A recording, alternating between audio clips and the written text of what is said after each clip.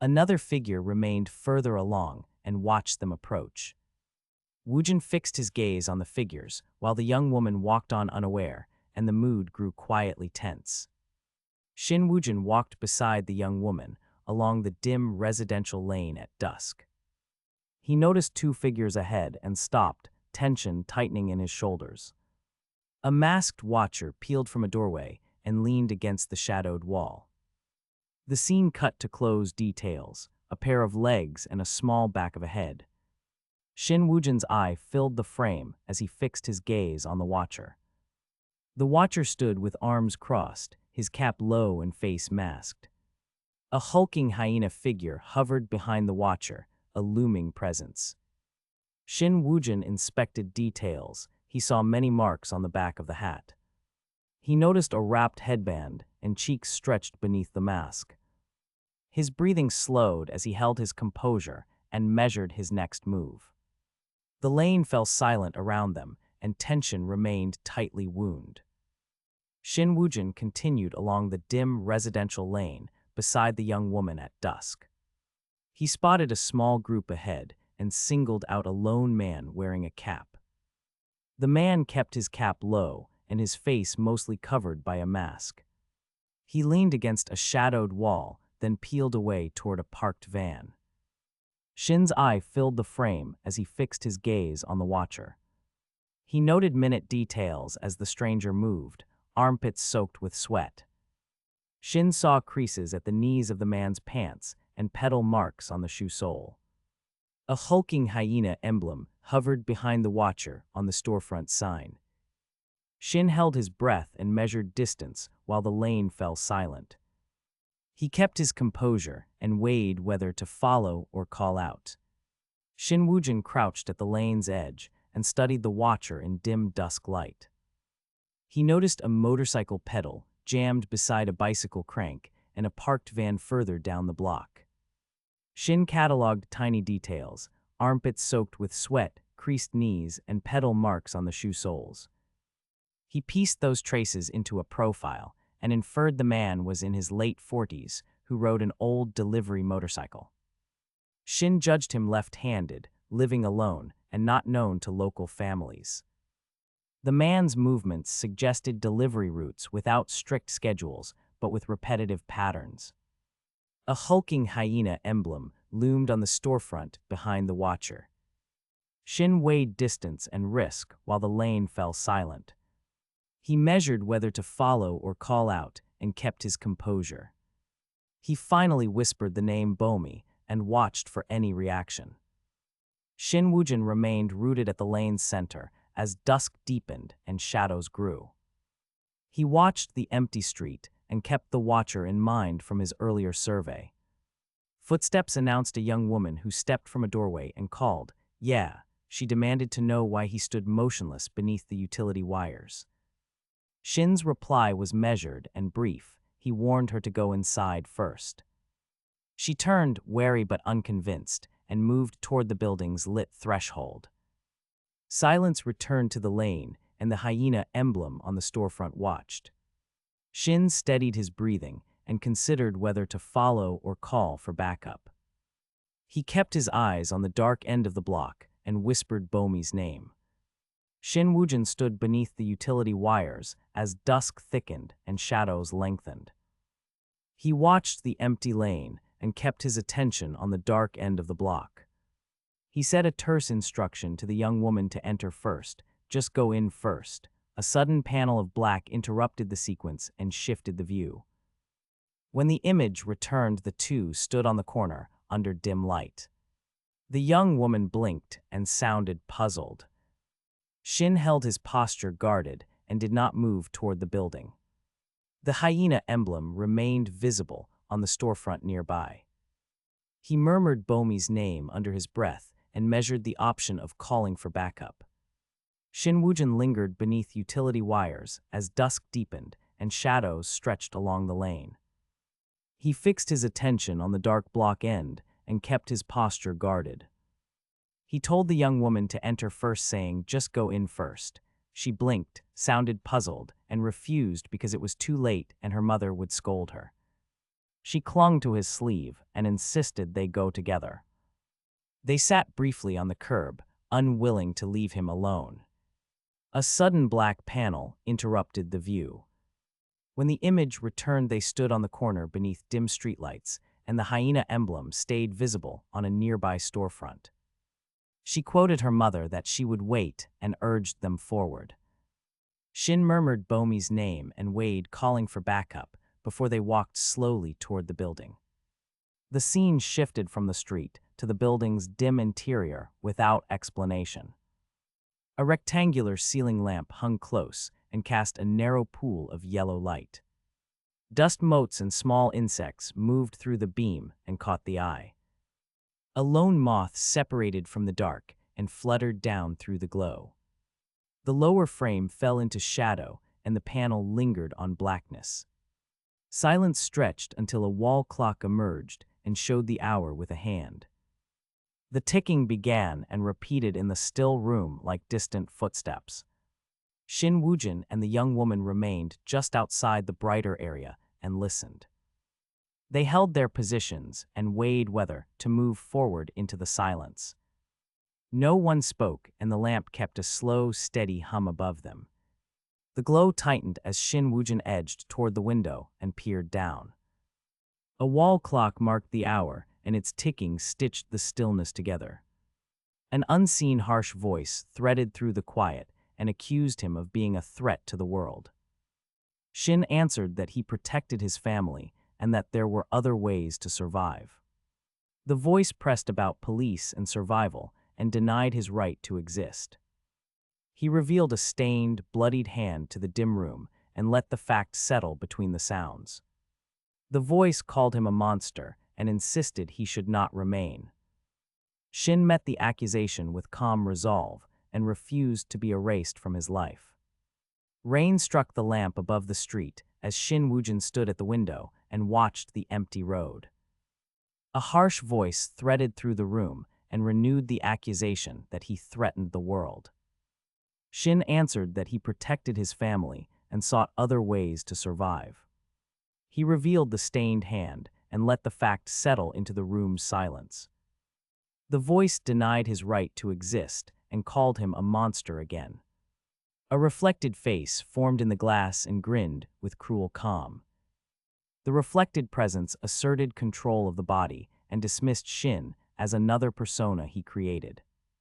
It taunted him with mocking questions and laughter. Shin met the taunts with steady resolve and refused to be erased. The presence fed on his worry and anxiety as the rain kept time. Rain hammered the lamp above the empty street while Shin Woojin watched from the window. A harsh voice filled the room and accused him of threatening the world. Shin answered that he protected his family and had tried other ways to survive. He held up a stained hand and let that truth rest between them. The presence dismissed his defenses and denied him any right to exist. A reflected face formed in the glass and grinned with calm cruelty. The reflection claimed to be the body's master and called Shin a mere persona. It taunted him with questions and choked the air with mocking laughter. Shin met the taunts with steady resolve and refused to be erased by words. The presence fed on his worry and anxiety as rain kept time. It declared plainly that his fear was its food. Rain hammered the lamp while Shin Woojin watched from the window and faced the presence. The presence had mocked him and claimed mastery over his body and life. It fed on his worry, and greed for fear had sharpened its appetite. He learned to control it by summoning it from the subconscious when needed. In doing so, he transformed a beast of teeth into a tool for knowledge. The figure appeared above him, its smile calm and cruel as before. Hands reached from the dark and pressed against his naked chest and ribs. He spoke a quiet command and ordered the presence forth for the day. An eye opened slowly, red and precise, confirming the pack's return. Shin prepared to use that hunger, not to submit, but to interrogate reality. Rain struck the window while Shin Woojin stood and studied his reflection. He had learned to call the presence and bend its hunger into a tool. The figure hovered above him, its smile calm and cruel as before. Hands pressed against his ribs, then withdrew when he gave a quiet command. An eye opened, red and precise, and confirmed the pack's brief return. He did not submit to it. He planned to use that appetite to probe reality. Afterward, he pulled away from the window and watched the rain-soaked street below. A lamp lit a narrow alley, and the building faces stood empty. He left his room, moved down the hall, and stopped at a plain wooden door. His hand closed on the brass knob and turned it without hesitation. Rain struck the window while Shin Woojin studied his pale reflection in the glass. He had learned to call the presence and shape its hunger into service. The presence hovered above him with a calm, cruel smile as before. After the pact returned, he did not submit. He planned to use it. He left the window, moved down the hall, and stopped at a plain door. His hand closed on the brass knob, and he turned it without hesitation. A thin rain blurred the stairwell as he stepped out into the night. City lights glimmered on wet roofs, and the alley faces lay empty. He descended the building in small, measured steps, shoes whispering on stone. At the threshold he paused, watched rain scatter, and felt the pack stir. Shin Woojin left his window and moved down the stairwell into steady rain.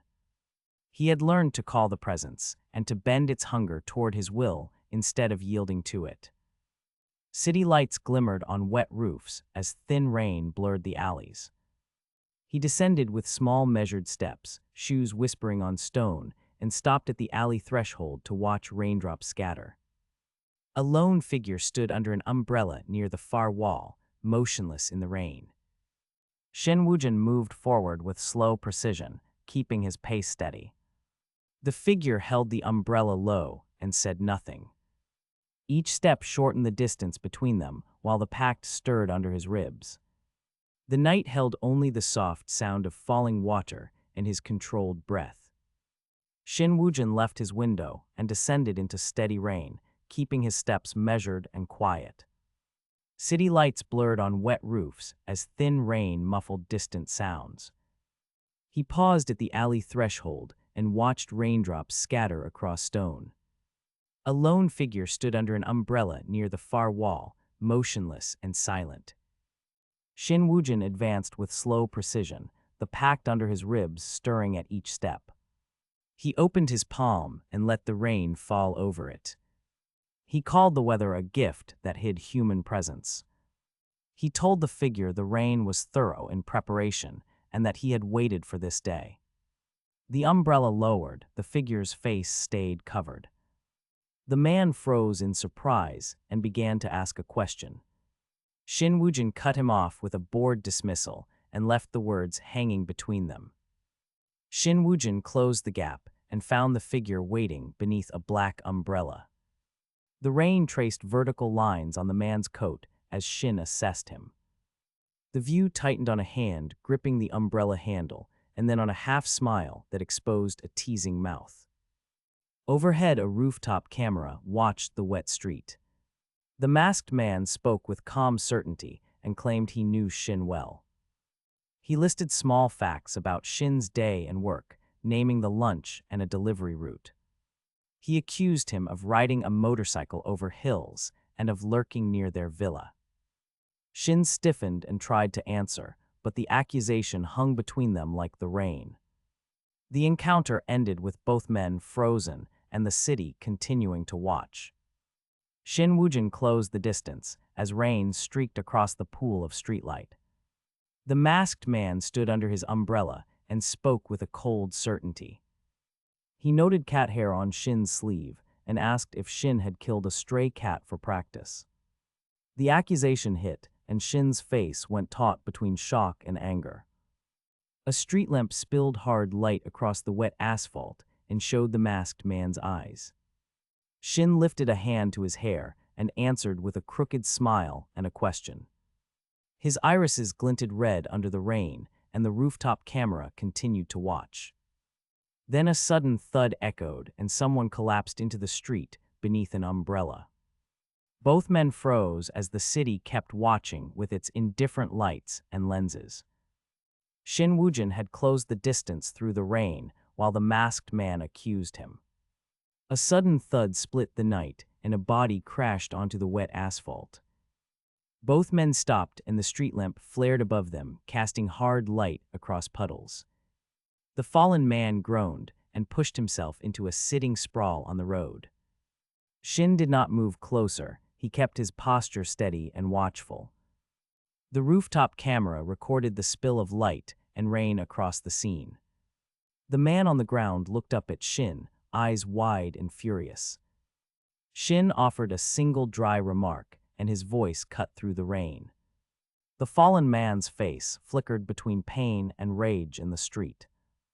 For a long, measured beat, neither man moved toward the other.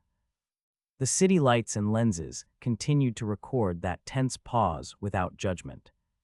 Shin Woojin pulled his shirt aside and revealed his torso covered in many scars.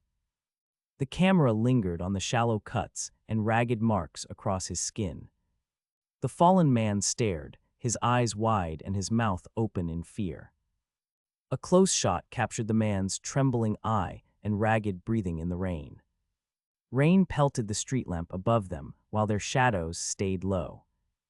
Shin leaned forward and spoke with flat control in his voice.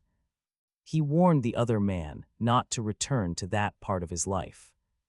He vowed to take those wounds and carve them onto the man's body if he returned.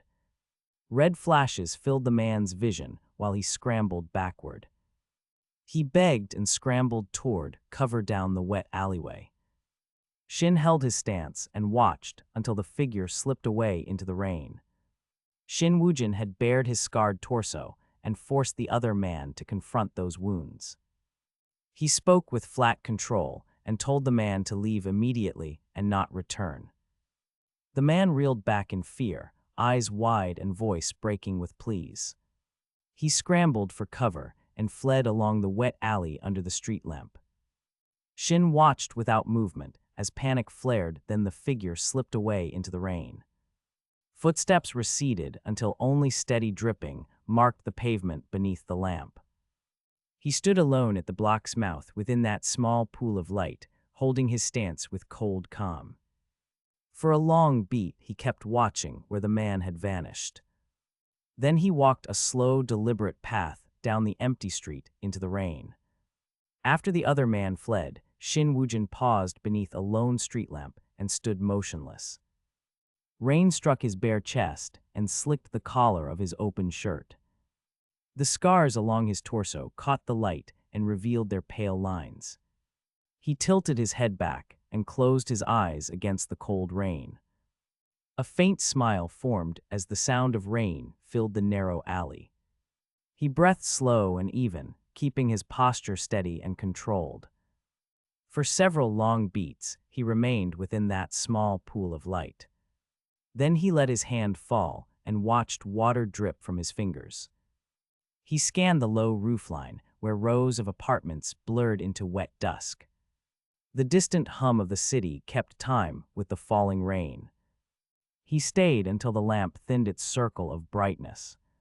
When he moved again, he walked down the street with deliberate steps. After he left the lamp behind, Shin Woojin moved away from the rain and continued on.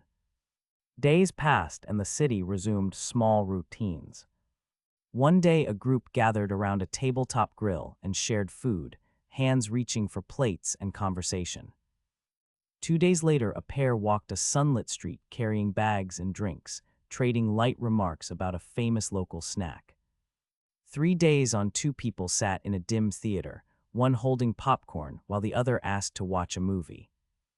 Each scene remained simple and contained within its own ordinary frame. The city kept its steady rhythm, while private moments played out in sequence without fanfare or interruption. The city's steady rhythm continued, and private moments remained small and ordinary. 4 days later, Shin Woojin sat at a crowded desk. The young woman sat quietly on the bed. He opened a workbook and traced routine problems with measured focus at first. That focus ruptured, his eyes flashed unnaturally red, and his writing sped into frantic motion. He gripped two pens and carved answers across the page, pressing so hard the paper fibers tore. Ink and eraser fragments scattered under the strokes, as if struck by sudden force. The young woman watched from the bed, alarm etching her face at his abrupt change. Papers accumulated layers of crossed marks and heavy scribbles until the sheet became almost unreadable. The room held the hollow staccato of rapid penwork and the tension of unasked questions. 4 days later, Shin Woojin sat at a small desk while the young woman watched. She leaned forward and told him to read every question before checking. He replied that he had read them and kept working with steady focus. She teased him and remembered his earlier frantic penwork at the hospital. She suspected he might have guessed some answers and offered to grade together. They marked each problem one by one and compared results aloud carefully. Every answer matched the answer key on the page without any pause. The young woman froze as disbelief quickly replaced her initial reproach, and she looked at him speechless. The small room held only the soft rustle of pages and quiet tension. Neither offered an explanation. The discovery stood between them unspoken. 4 days later, Shin Woojin sat at a small desk with the young woman watching. She leaned forward and asked him to read each question before choosing an answer. He said he had read them and continued working with steady focus. She teased him about his earlier frantic penwork in the hospital and suggested they grade together. They compared answers aloud, marking problems one by one against the answer key. Every answer matched the key without hesitation, and the young woman's disbelief grew. She offered him another workbook to test him further, watching as he attacked the page. He wrote with fierce speed, finishing problems in a blur while she watched speechless. When the final mark matched the key, she finally voiced her shock with a single exclamation. The small room remained quiet, but the discovery changed the distance between them. 4 days after the hospital, Shin Woojin and the young woman sat together at the desk. She praised his speed and his skill while leaning forward with open disbelief. Earlier, they had worked through problems and matched every answer against the key. He denied being a genius and softly stated he wanted only to be ordinary. He admitted becoming ordinary might be difficult, but that goal remained his steady wish. The young woman echoed the word ordinary and watched him with careful attention. Their eyes then landed on a framed photograph resting on a narrow shelf above them. The picture showed a child clutching a green ball and smiling directly at the camera.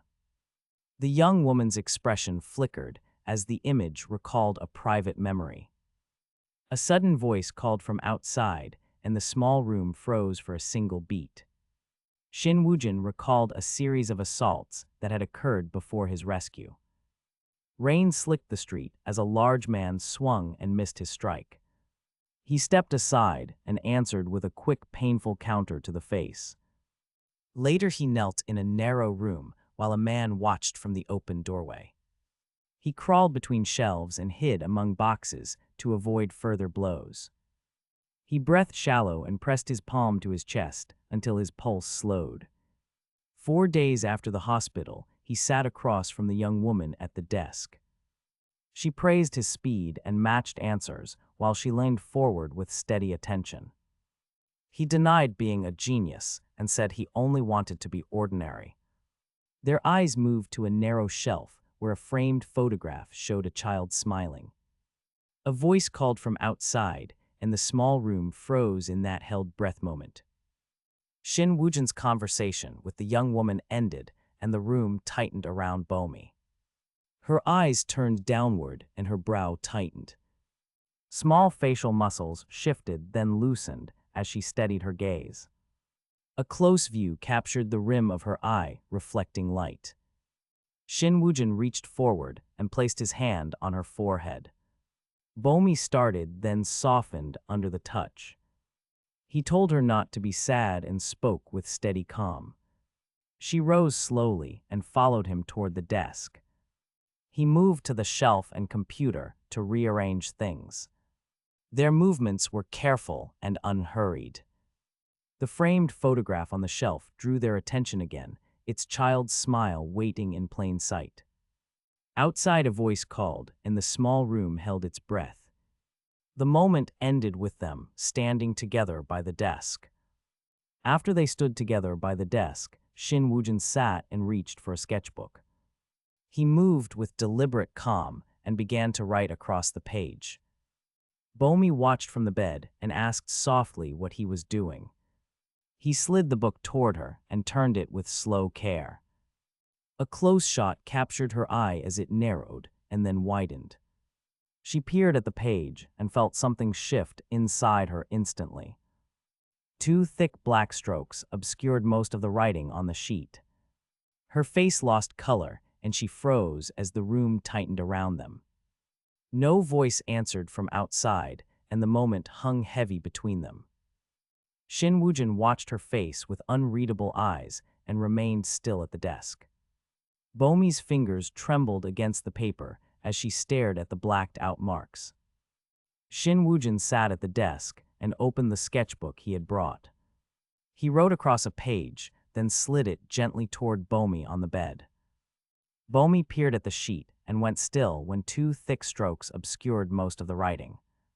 Her face drained and she stared while Shin watched with unreadable eyes. When she finally saw the image, the page showed an exposed ribcage and a bright heart within it. The sequence shifted to a prone body, then to a skull with a small spiral of light in the brain. Bomi pressed a hand to her mouth and met Shin's gaze without speaking. Silence filled the room as both absorbed the book's final image. After the sketchbook exchange, Shin Woojin and Bomi remained on the bed and spoke almost nothing. Bomi's face stayed tense as Shin watched her closely with unreadable eyes. They traded brief lines that did not lift the silence in the room. A woman entered the room and called out, then busied herself near the doorway. Her arrival broke the quiet, but did not change the mood inside. Later, the city darkened, and the scene shifted to rooftops and streetlights. A hand held a phone that glowed with a small image and several short lines of text. The device drew the eye, but revealed no answer or comfort at night. The final panel showed Shin alone in a narrow room, lying awake and staring at the ceiling. He turned the phone over and held it close as night pressed around him. After the earlier silence with Bomi and the woman's brief entrance, Shin Woojin remained alone as night deepened. He held a phone that cut a rectangle of light through the dark. He scrolled and stopped on a video of a smiling streamer preparing a meal. The camera lingered on food and then on the host's face as captions and intimate lines filled the frame. Shin's eyes widened, and he watched as the woman leaned toward the lens and spoke in a way that felt like an address to him. He kept the device close beneath the covers, wanting the warmth and also recoiling. The screen's glow painted the ceiling and sharpened the silence while the streamer's smile grew more deliberate and the room stayed, for a long while, awake. Shin Woojin remained alone as night deepened, the phone screen slicing the dark with a small square of light. He watched BJ Lolal prepare a meal. The camera lingered on food and then on her face as she smiled and spoke. He kept the device tucked under the blanket and scrolled her channel, thumbnails stacked in a vertical list. His thumb hovered over videos, then tapped. A list of uploads expanded. The screen threw red and white light against his eyelid and reflected like a tiny flame in his pupil. Each new thumbnail promised more of her voice and gaze. He paused on a close shot of a simmering pot, then moved again. He held still while the streamer lined toward the lens, and the room stayed unusually awake under the glow. Shin Woojin remained alone as night deepened, and the phone's small square of light cut the dark. He scrolled through BJ Lolal's uploads and paused on a simmering pot close shot. She spoke and moved close to the lens, her voice steady and intimate. He tapped another thumbnail, and the streamer prepared a simple meal while smiling into the camera. The screen reflected in his pupils like a distant ember and kept him awake. He watched her lift a spoon and eat directly on camera, the sound amplified by the headset. The image felt like company and also an accusation of solitude. The scene then cut to a modest room where two men sat and shared rice. They ate while watching the same video, nodding and passing the bowl between them. Shin Woojin left the dim room and carried the phone in his pocket as he moved. He crossed a broad parking lot that sat nearly empty except for scattered cars. He walked toward a low multi-story building and paused beneath its sunlit facade. He entered through glass doors and passed a quiet corridor lined with clinic signs. He stopped at a reception area where staff worked behind a counter and managed paperwork. He watched a receptionist rise and then return to her duties without meeting his eyes. He stepped further into an office filled with desks, files, and small screens. Two men sat at a table and ate while they watched the streamer on a tiny device. A man at a desk turned pages and spoke softly while another chewed in silence. Shin took a seat and waited, thinking of the video and the small company it had offered. He did not speak, he simply waited for the next step. Shin Woojin had left the dim room carrying his phone and crossed the near-empty parking lot. He entered the clinic, moved past reception, and waited while staff returned to paperwork. Two men at a nearby table watched a small streamer and ate without noticing him. A clerk then called his name and asked him to approach the desk. Shin rose and walked through a brighter corridor toward a glass door. Voices rose outside, and he stepped into sunlight to find a crowd. A disheveled young woman stood near several onlookers and a fallen man. Uniformed police officers and an emergency vehicle were arriving on the gravel lot. Bystanders knelt and checked the fallen man as officers secured the perimeter. Shin knelt beside the fallen man, offered water, and spoke in a steady voice. Police officers moved carefully around them while medics prepared to help. After medics began treating the fallen man, Shin Woojin stepped away from the gravel lot and moved toward a parked car. He buckled in and spoke quietly with a companion before they rose and walked back through the clinic doors. The clerk called a name at the counter and directed them forward. Two men at a nearby table continued watching a small live stream and eating. Staff behind reception checked forms and exchanged brief words. Shin answered a few questions and followed the clerk down a bright corridor. He paused to look toward the waiting area, then took a seat and kept his hands folded while the clinic returned to its routine. Shin Woojin had settled in the clinic lobby and kept his hands folded while staff processed patrons. A clerk called names and guided people down the corridor. Two men at a nearby table continued eating and watching a small live stream. The feed cut to a young woman eating at a table, then shifted into her private voice. Her inner voice narrated accusations, legal risks, and the rationale for what she had done. Text blocks layered over shadowed close-ups showed her rehearsed defenses and mounting unease.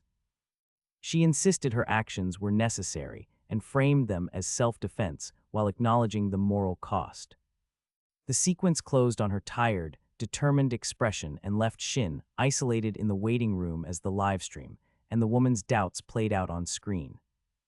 Shin Woojin sat in the clinic lobby while staff processed patrons and called names. A clerk guided people down the corridor as two men at a nearby table watched a livestream. The feed cut to a young woman eating, then shifted into her private voiceover. Her inner voice narrated accusations and legal risk while she rehearsed a defense. Text blocks layered over shadowed close-ups revealed mounting unease and moral cost. Quiet murmurs rose as two men asked what she was doing now. One of them muttered they might help while he fingered his phone. On screen, she arranged coins and a bowl into 3 isolated shapes on the table. Close-ups showed each shape resolving into the letters SOS before the camera lingered on her. She looked straight into the lens with wet eyes and a tired, determined face. The stream closed on that strained expression, leaving Shin isolated in the waiting room. Shin Woojin remained in the clinic lobby as the livestream image fractured into vertical noise. Neon characters drifted across the screen while a man addressed an unseen listener off camera. He spoke in clipped, measured phrases while his fingers scrolled the phone and his gaze darted. The feed cut to a small figure, curled on a bare floor inside a dim room, who spoke quietly about fear and exposure. Lighting swallowed most facial detail and left only tense hands and wet eyes for viewers to track. The camera eased wide to show a ring of people holding bright phones and recording without intervening. Their screen light framed anonymous faces, offering judgment and witness. Shin felt the emotional distance widen as the stream closed, leaving resolution uncertain. Under harsh lights, a lone figure sat with a ring of phones raised around them. Voices from the circle spoke in clipped, mocking tones and filmed without touching. The camera lingered on a small body curled on a bare floor, speaking about fear and long confinement. Viewers saw only tense hands and wet eyes in the low light. One voice declared they had been locked up long and claimed to understand captive behavior. Men in the crowd shrugged and denied knowing the person on the floor. The feed pivoted away to a convenience store where 2 men compared witness clothing and testimony. Shin Woojin watched from the edges and felt the emotional distance widen. He was left unsure whether anyone would intervene or only film. Under the ring of raised phones, the crowd had filmed without intervening. The feed had pivoted toward a convenience store where 2 men compared witness descriptions and clothing. They moved down a corridor toward a closed door and tried to reconcile testimony with what they had seen. One man shrugged and made a light remark. The other pushed back and warned about legal consequences, naming obstruction and reporting obligations. Voices rose and a frantic denial followed, with someone insisting they had only streamed events. The dispute fractured the small group and drew no clear help. Shin Woojin remained at the edge of the scene, silent and distant. He watched the argument end with no action and felt uncertain whether viewers would ever choose to rescue over record. The phones had not stopped recording as the 2 men moved down the tiled corridor. They compared witness details and reached a closed, barred door. One paused and peered through the grate while the other held back and warned again about consequences. A close shot showed a tense smile as the man pushed his voice through the bars. A reply came from inside, short and guarded. The visitor asked a small, blunt question, and the voice answered with cautious words. Shin Woojin stood to the side and listened without stepping forward. No one intervened beyond watching and talking. The argument and questions ended with an open uncertainty about help. The corridor remained lined with silent observers and unresolved intent. The visitor peered through the barred door and asked a blunt, pointed question. The detainee answered with short, guarded words and avoided details. Shin Woojin remained to the side and listened without intervening. Observers lined the corridor and murmured among themselves as the exchange ended uncertainly. The visitor stepped back, unsure whether help could follow. Alone behind the bars, the detainee sank into a private panic about being seen. He rehearsed who might remember him and what they could report. Images of disguises rose in his mind: headgear, masks, turtlenecks, and fake beards, shaving choices, and other coverings. He counted unique signs on his hands and forearms that could betray him. The inner voice mocked each option and widened his fear of recognition and capture. The detainee's mind cataloged possible disguises and roles as threats to his concealment. He pictured each label and counted distinguishing marks that could betray him. The scene cut to a quiet room where a solitary musician played beneath a list of rolls. A man entered the office and scanned the cluttered desk methodically. He found a small handwritten note and read it aloud to himself, then froze at its content. Alarm widened his expression as he considered the implications. He stepped back and called for another person in the workspace. A colleague answered from nearby and moved toward him immediately. The exchange ended with the caller bracing for a joint search, while the detainee's inner voice continued to mock his dwindling options for hiding.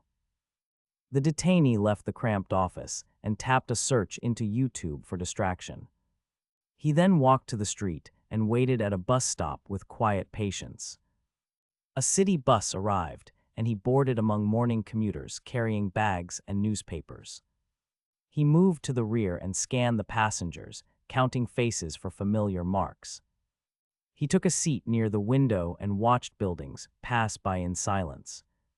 Occasional chatter rose and fell, while his tension tightened with each stop. His inner voice whispered possibilities and insulted each plan in low mockery. He paused at a reflection and saw himself as a stranger in transit. By the time the bus neared his destination, he braced for what came next. A reflected image filled the close-up of an eye, and then the scene cut to a small living room where three companions sat around a low table sharing food and jokes. They teased one another about plans and deadlines while laughter eased the room. One companion stood to leave as others urged him to hurry. The perspective shifted to a bus interior where the detainee sat by the window, counting faces and watching buildings slide past. Occasional chatter did not calm him. His inner voice offered low, mocking doubts as he glanced at his reflection and prepared for what lay ahead. When the bus neared the stop, he braced, held his breath, and readied himself to step into the city. He stepped off the bus and moved through the city toward a tall office complex. A young man spoke into his phone and said he was outside. The glass tower loomed as traffic and pedestrians flowed around the plaza. He paused on the front steps and watched people file past. Nearby strangers traded greetings and small talk as he kept his composure. The detainee's eyes received a tight close-up while his inner voice murmured doubts. He forced neutral calm and scanned the entrance for the person he expected. A cluster of men laughed and then turned toward the steps. Someone asked if a brother had arrived. A figure descended the stairs and walked straight for him. They came together on the marble and exchanged brief words before moving closer.